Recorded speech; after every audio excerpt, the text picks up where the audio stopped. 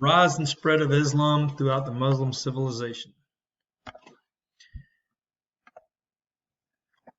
Arab, Islam, Muslim, Islamic. Arab, someone who speaks Arabic. Islam, the faith founded by Muhammad. Muslim is someone who practices the religion of Islam, and Islamic is describing an object, Islamic country, Islamic calendar, Islamic law, etc. So this is what we consider the Arab world. So basically, it means submission. People must throw themselves upon the mercy of God or Allah in order to be saved. Yes, the same God the Christians worship, the Muslims worship. They just call him Allah. The Jews called him Yahweh. Muslim, these are people who practice the religion of Islam.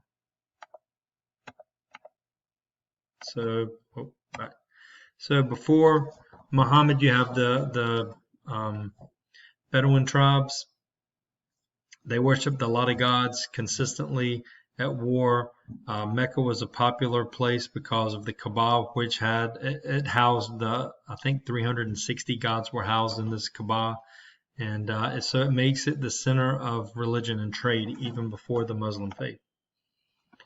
So Muhammad's born in 570 AD.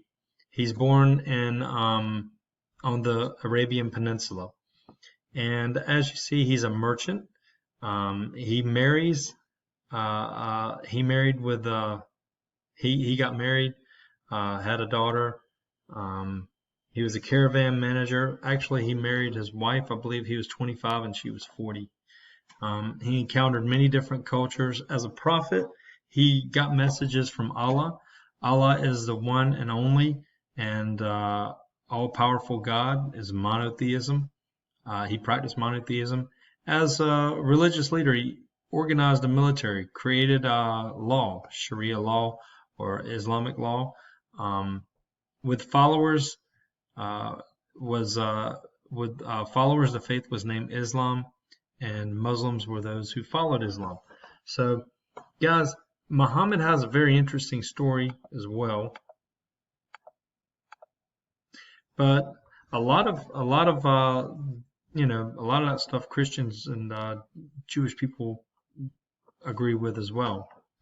But some of it they do. Why didn't Arabs like Muhammad's message? Well, it threatened their gods and their way of life because it was monotheism. And remember, there's like 300 gods in the Kaaba that they were worshiping. Threatened their power, their wealth. The Kaaba brought trade and prosperity. And basically, the rich had to give to the poor. And they didn't like to hear that either. So these were all reasons why Arabs did not like Muhammad's message. So in 622, the Hajj, Muhammad was forced out of Mecca. He was forced to leave by army. And so he goes to Medina, and it's called the city of the Prophet. And this began the religion as year 1 on the Muslim calendar, and this began the Islamic religion. And there you see there's Medina. So the Prophet's mosque in Medina, this is it.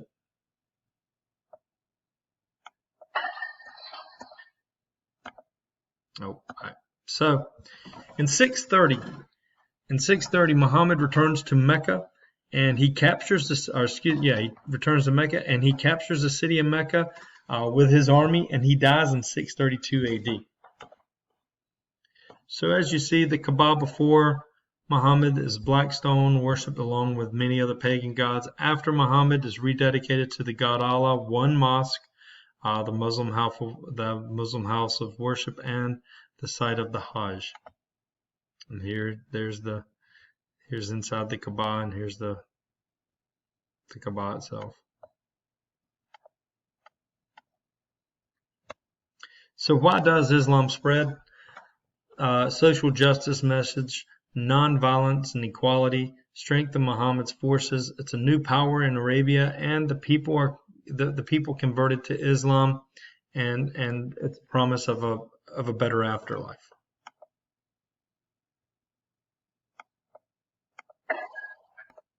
So Muhammad's teachings, Allah is the one and only God, and all should submit and be thankful to him.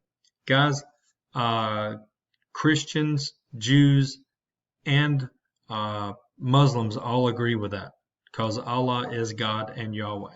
Same person, same thing, same entity. All believers in Allah were equal under him. Social justice. This is a lot of what Christians believe as well. Rich should share their wealth with the poor. Allah knows people's destiny, but they should strive to live good lives. So all of these things, these religions, these three major religions have in common.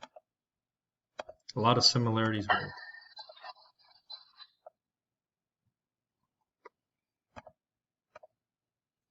So Christians and Jews are people of the book, meaning they are in the Quran, and they're mentioned, they're talked about.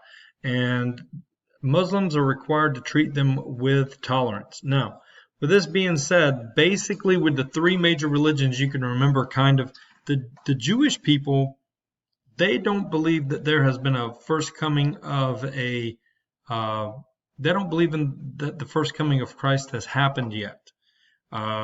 Christians say basically the first coming of Christ happened with Jesus, and they're waiting on the second coming of Christ. And Muslims say that the Christians and the Jews are, the Christians are right, that the first coming had happened and it was Jesus. But they say that the second coming had already happened with Muhammad. He was the second prophet. So this is kind of where these religions differ. And Christians, of course, say no, he wasn't. So anyway, moving on. How have religions spread? Of course, these are the 5 pillars of the Islamic faith to this day. And once again, all these religions, as different as they may be, if you practice them, you're going to be a good person. And that's really what you're striving for as much as anything, to improve your personal life. And so if you look at the 5 pillars of Islam, faith is, how you practice your faith each day, each year. Daily prayer. I believe it's 5 times a day they pray. Almsgiving. This is charity, and it's required by this religion to be charitable. Fasting, you're going to fast 1 month out of the year and get all mean thoughts out of your head, all sins out of your head during the day, and it's during the month of Ramadan. And of course, the last one is the pilgrimage to Mecca, the Hajj. So you can kind of go see, that area. So, Testament of faith, there is only one God, and that is Allah. Muhammad is his prophet. So, this one right here, Christians, Jews, and Muslims agree on. This one down here, they all disagree on. So, daily prayer, 5 times a day facing Mecca, and you do it in Arabic. There you go. Almsgiving, charity to the poor and aged, older people, 2.5% of your possessions. Because you fast during the month of Ramadan, no food, sunrise to sunset, refraining from violence, harsh language, gossip, war, all that good stuff. So here's the Hajj. It's a pilgrimage to Mecca. All Muslims who are able must take this journey.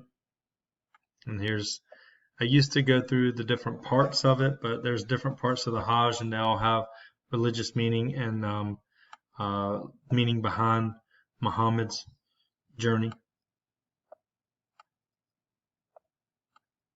And here it is when people are worshiping. There you go. Some more. There's a lot of people. Guys, this is the world's 2nd largest religion, and it's the fastest growing religion. So a lot of people worship this. And you need to know what the Quran is. Basically, it's a collection of books, sacred texts of Islam.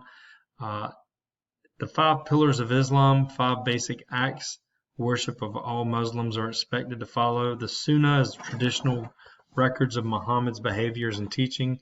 Jihad is a struggle for the faith or a holy war, struggle to defend the Muslim community and convert infidels or non-believers. And guys, jihad means holy war, just like in the Christian faith. Crusade means holy war, so similarities there. Islamic law, Sharia law. So this goes through after Muhammad's death. He dies in 632. As you see, Abu Bakr takes over as caliph or successor to the Prophet, political leader of Islam. In 661, Ali, the 4th caliph, relative of Muhammad, is murdered. And then you get a dispute over who will be the next successor. So Sunnis and Shias, their similarities. These are the 2 major different sects of the Islamic faith. So they're both monotheistic and believe in Allah. Muhammad is the prophet. The Quran is the word of God and the Bible. And as you see here, Hadith and Sunnah they believe in. Sharia law, worship in mosque. Mecca is the holy city, and they believe in the 5 pillars. So here's where they differ. I'll throw this up here for you quickly. So Sunniism, traditional Islam, any devout Muslim can be a caliph. They emphasize on the emphasis on Quran, Hadith, and Sunnah.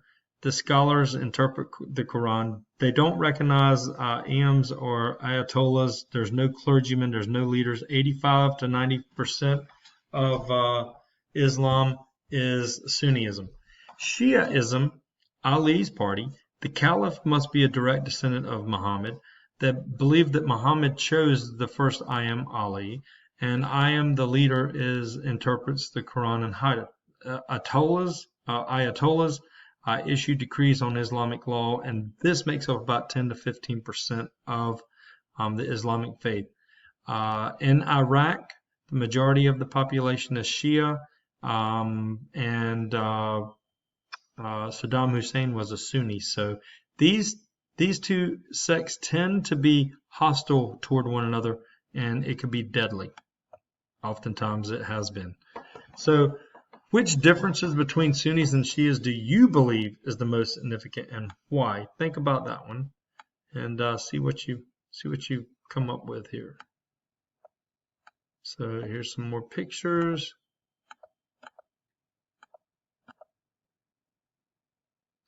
So you do need to know the spread of beliefs and gain riches. Arab armies launched jihads or holy wars to defend Islam. In 732, the Arabs conquered the empire of the Indus River to the Atlantic Ocean. They believed in tolerance, and they taxed non-believers. So if you look, here's the Islamic Empire. Okay, and yes, they did get Spain, the Moors. I will go back. In 732, their invasion was stopped at the Battle of Tours, which we will talk about, and it preserved France as a Catholic nation. And we'll go back and talk about that a little bit later in the Middle Ages.